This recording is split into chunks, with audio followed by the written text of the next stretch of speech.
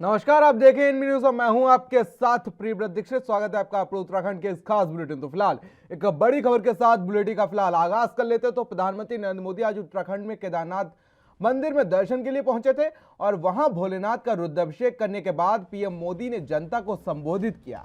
PM Modi के संबोधन का ज्यादातर हिस्सा वैसे आध्यात्म पर केंद्रित था, लेकिन राज्य में अगले साल होने वाले विधानसभा को देखते हुए चुनावों को देखते हुए पीएम मोदी ने यहां अपनी सरकार की उपलब्धियां भी गिनाई। पीएम ने उत्तराखंड के युवाओं से यह भी कहा कि अब पहाड़ का पानी और जवानी दोनों उत्तराखंड के काम आएंगे।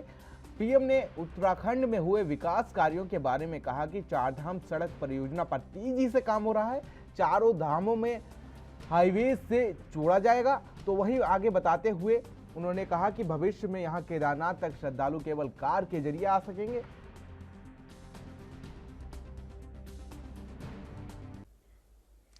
बाबा केदारनाथ की शरण में आकर जब भी आता हूं, यहां के कण कण से जुड़ जाता हूं। यहां की हवाएं, ये हिमालय की चोटियां, ये बाबा केदार का सानिध्य न जाने कैसी अनुभूति की तरफ खींच के ले चला जाता है, जिसके लिए मेरे पास शब्द है ही नहीं। दीपावली के पवित्र पर्व पर कल मैं सीमा पर अपने सैनिकों के साथ था और आज तो ये सैनिकों की भूमि पर हूं। मैंने त्योहारों की खुशियां मेरे देश के जवान वीर सैनिकों के साथ बांटी। देशवासियों का प्रेम का संदेश, देशवासियों की उनके प्रति श्रद्धा, देशवासियों के उनके आशीर्वाद, 130 करोड़ आशीर्वाद लेकर के मैं कल सेना के जवानों के बीच गया था। पूजा के दिन केदारनाथ जी में दर्शन पूजन करने का मुझे सौभाग्य मिला है। बाबा केदार के दर्शन के साथ ही अभी मैं आदि शंकराचार्य जी की समाधि स्थान, वहां कुछ पल मैंने बिताए। एक वो पल था,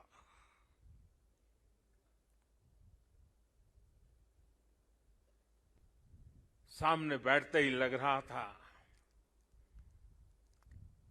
कि आदि शंकर की आंखों से वो तेज पुंज, वो प्रकाश पुंज प्रवाहित हो रहा है, जो भव्य भारत का विश्वास जगा रहा है। शंकराचार्य जी की समाधि एक बार फिर और अधिक दिव्य स्वरूप के साथ हम सब, मैं मुख्यमंत्री तो गुजरात का था,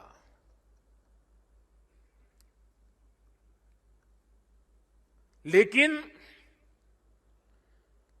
मैं अपने आप को रोक नहीं पाया था। मैं यहां दौड़ा चला आया था। मैंने अपनी आंखों से उस तबाही को देखा था, उस दर्द को देखा था। जो लोग यहां आते थे वो सोचते थे कि क्या अब ये हमारा केदार धाम या हमारा केदारपुरी फिर से उठ खड़ा होगा क्या? लेकिन मेरे भीतर की आवाज कह रही थी, ये पहले से अधिक आन बान शान के साथ खड़ा होगा। और ये मेरा विश्वास बाबा केदार के कारण था। आदि फिलहाल यहाँ वक्त एक छोटे से ब्रेक का, देखते रहिए एनबी न्यूज।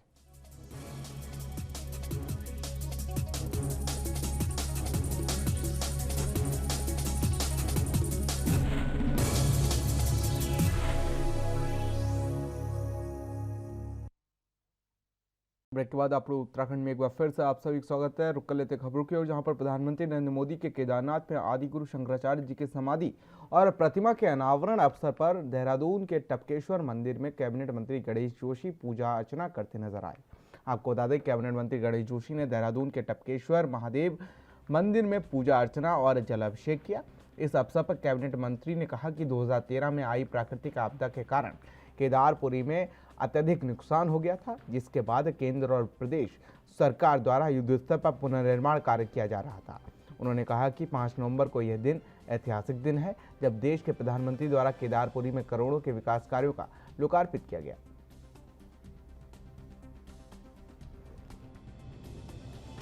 देखिए, 35 वालों में आज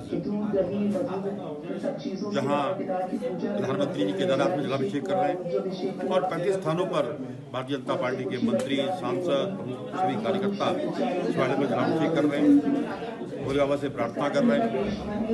हे प्रभु, हमें इतनी शक्ति दे कि जो कोरोना के कहर से हम 2 साल से जूझ रहे हैं, तीसरी वेव से हमें बचा के रखे।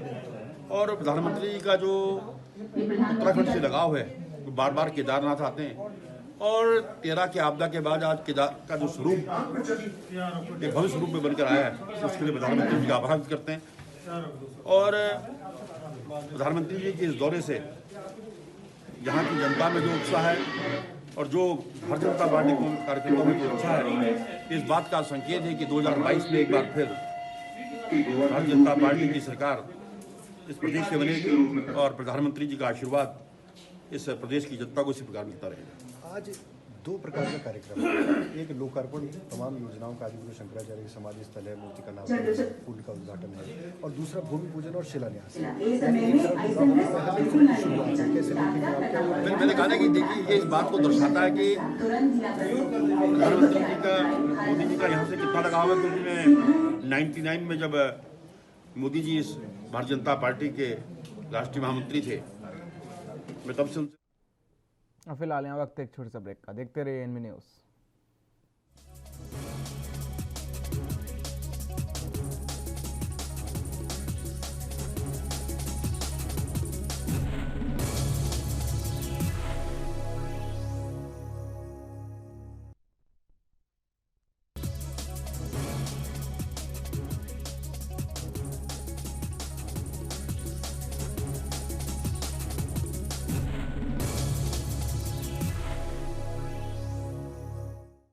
तो ब्रेक के बाद आप उत्तराखंड में आप सभी का एक बार फिर से स्वागत है। रुक कर लेते खबरों की ओर, जहां पर प्रधानमंत्री नरेंद्र मोदी द्वारा आज केदारनाथ में 400 करोड़ रुपए की अधिक से पुनर्निर्माण परियोजनाओं का लोकार्पण और शिलान्यास सहित आदि गुरु शंकराचार्य की प्रतिमा का अनावरण किए जाने पर उत्तराखंड विधानसभा अध्यक्ष प्रेमचंद अग्रवाल ने प्रधानमंत्री नरेंद्र मोदी का आभार व्यक्त किया है। अग्रवाल ने कहा कि उत्तराखंड वासियों का सौभाग्य है कि प्रधानमंत्री नरेंद्र मोदी जी बार बार उत्तराखंड पहुंचकर उत्तराखंड के विकास के लिए अग्रणी रहते हैं। विधानसभा अध्यक्ष ने कहा कि केदारनाथ आपदा के बाद जिस प्रकार से प्रधानमंत्री नरेंद्र मोदी ने केदारनाथ पुनर्निर्माण का जिम्मा संभाला है, जिसके चलते चारधाम यात्रा आने वाले भक्तों की संख्या लगातार बढ़ रही है।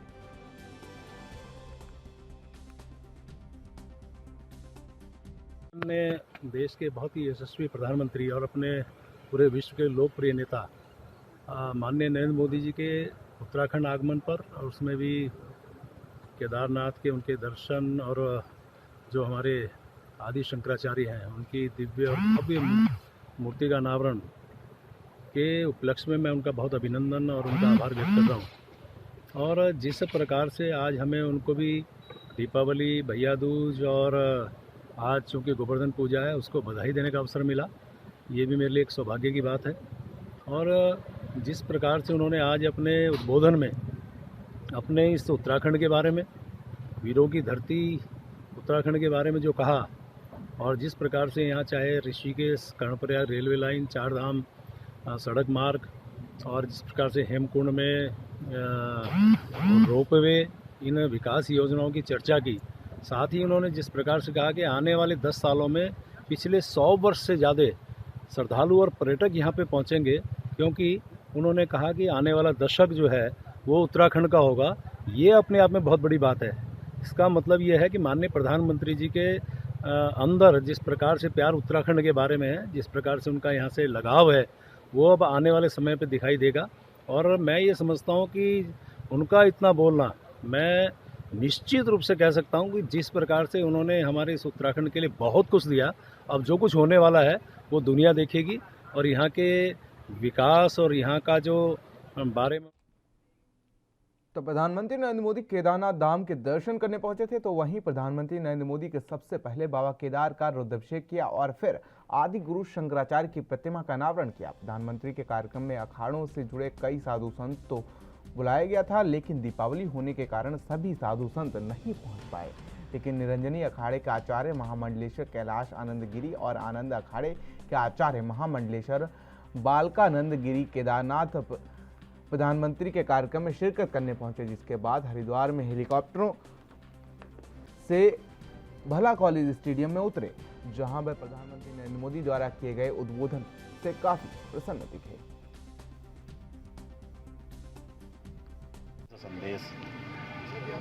सबसे अच्छी बात ये रही प्रधानमंत्री जी की कि प्रधानमंत्री जी ने सबसे पहले तो हम सबों से मुलाकात किया, अच्छे से वार्ता की, खूब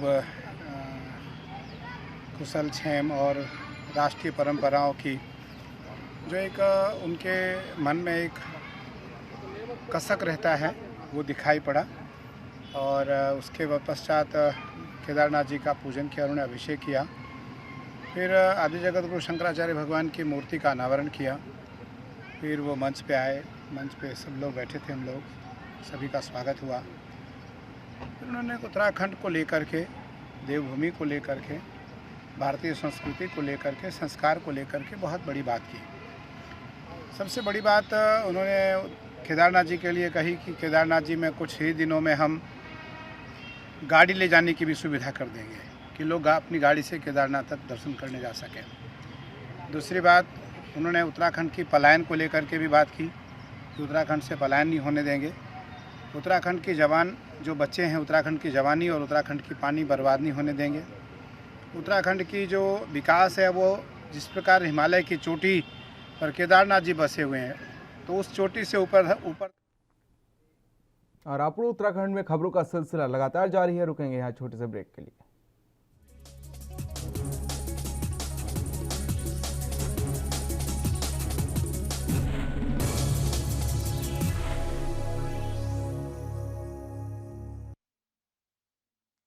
ब्रेक के बाद आपको उत्तराखंड में आप सभी का स्वागत। तो खबर उत्तराखंड के उधमसिंह नगर से जहां पर आपको बता दें कि उत्तराखंड के 2022 विधानसभा चुनाव का चुनावी आगाज भले ही बीजेपी ने अभी नहीं किया हो, लेकिन सूबे के मुखिया पुष्कर सिंह धामी की पत्नी गीता पुष्कर धामी ने उनकी विधानसभा क्षेत्र खटीमा में क्षेत्र के विकास के लिए, वह क्षेत्रवासियों के लाभ के लिए ग्रामीणों क्षेत्रों में बीजेपी की सदस्यता अभियान चलाकर सैकड़ों जनजाति महिलाओं को बीजेपी की सदस्यता दिलाते हुए सभाएं शुरू कर दी हैं। सूबे के मुखिया पुष्कर सिंह धामी की पत्नी ने कार्यक्रम के दौरान बताया कि देश के यशस्वी प्रधानमंत्री नरेंद्र मोदी और उत्तराखंड के मुख्यमंत्री पुष्कर सिंह धामी द्वारा किए जा रहे विकास कार्यों को लगातार जनता तक ले जाया जा रहा है। उन्होंने ये भी बताया कि राज्य व केंद्र सरकार की योजनाएं जो हैं वो लोगों को लाभान्वित कर रही हैं। आज जो है जिस प्रकार से हमारे देश के यशस्वी प्रधानमंत्री जी श्री माननीय मोदी जी जिस प्रकार से कार्य कर रहे हैं, और साथ में हमारे प्रदेश के माननीय मुख्यमंत्री जी श्री धामी जी जिस प्रकार से कार्य कर रहे हैं, और जनहित में एक के बाद एक जो है नए निर्णय लिए जा रहे हैं, उससे जो है लोगों में काफ़ी उत्साह है, जोश है, और सभी लोग जो है ऐसी पार्टी से जुड़ना चाहते हैं और उनके साथ मिल करके अपने क्षेत्र हित में, प्रदेश हित में कार्य करना चाह रहे हैं। और सभी लोग अधिकतर जो है लोग भारतीय जनता पार्टी की सदस्यता ले। तो महाराष्ट्र के राज्यपाल भगत सिंह कोश्यारी ने पिथौरागढ़ जिले के मोवानी में शेर सिंह करकी सरस्वती बिहार विद्यालय में शैक्षणिक भवन का शिलान्यास किया और अतिथि भवन का लोकार्पण किया। इससे पूर्व में मोवानी पहुंचने पर राज्यपाल भगत सिंह कोश्यारी के मोवानी में छलिया नृत्य के साथ जोरदार स्वागत किया गया और इस मौके पर स्कूली बच्चों के द्वारा रंगारंग सांस्कृतिक कार्यक्रमों का आयोजन किया गया। राज्यपाल बनने के बाद प्रथम बार जिले में पहुंचने पर लोगों ने जोरदार स्वागत किया। राज्यपाल भगत सिंह कोश्यारी ने कहा कि मुवानी को शिक्षा का हब बनाया जाएगा।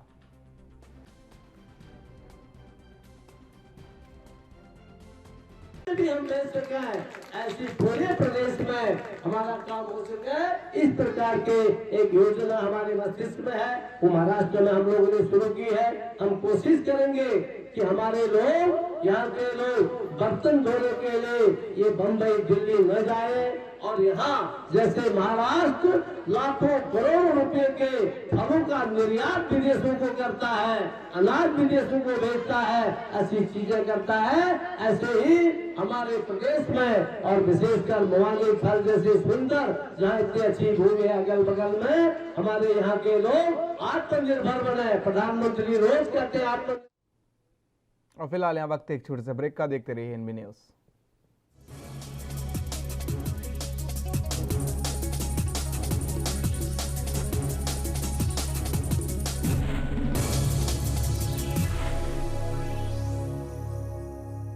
ब्रेक के बाद आप सभी का अपने उत्तराखंड में एक बार फिर स्वागत है। रुक लेते खबरों की ओर, जहां पर आपको बता दें कि विश्व प्रसिद्ध गंगोत्री धाम के कपाट अन्नकूट के पर आज दोपहर 11:45 पर बंद किए गए हैं, जिसके बाद गंगा की डोली मां गंगा के जयकारों के साथ मुखुआ के लिए रवाना हुई। कपाट बंद होने से अब देश विदेश से श्रद्धालु मां गंगा के दर्शन उनके शीतकालीन प्रवास मुखा मठ में ही कर सकेंगे। वहीं यमुनोत्री धाम के कपाट भैया दूज के अवसर पर 6 नवंबर को दोपहर 12:15 पर बंद होंगे। यमुना की डोली लेने के लिए खरसाली गांव से शनि महाराज की डोली इस दिन सुबह यमुनोत्री पहुंचेगी।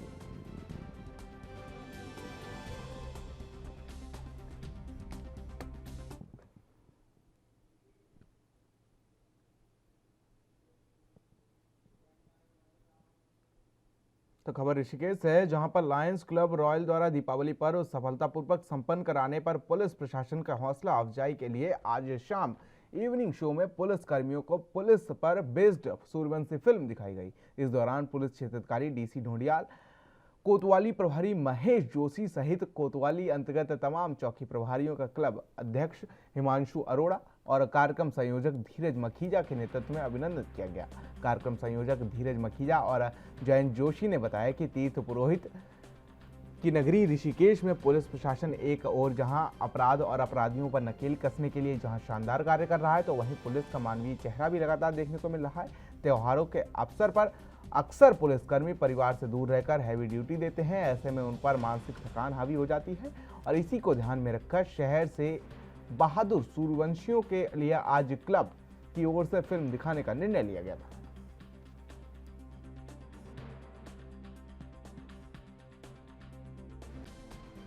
स्थानीय पब्लिक के लोग और जो सम्मानित लोग हैं, खासतौर पे वो इस तरह से पुलिस को सम्मान देते हैं, तो अपने आप में बहुत अच्छा सा अनुभव होता है, एक एनर्जी बूस्टअप मिलता है। और ये जो दिवाली का त्यौहार और तमाम त्यौहार अभी हम लोग शांतिपूर्ण ढंग से संपन्न करा पाए हैं, वो उस त्योहारों के बीच में अपने त्यौहार को हम नहीं मना रहे।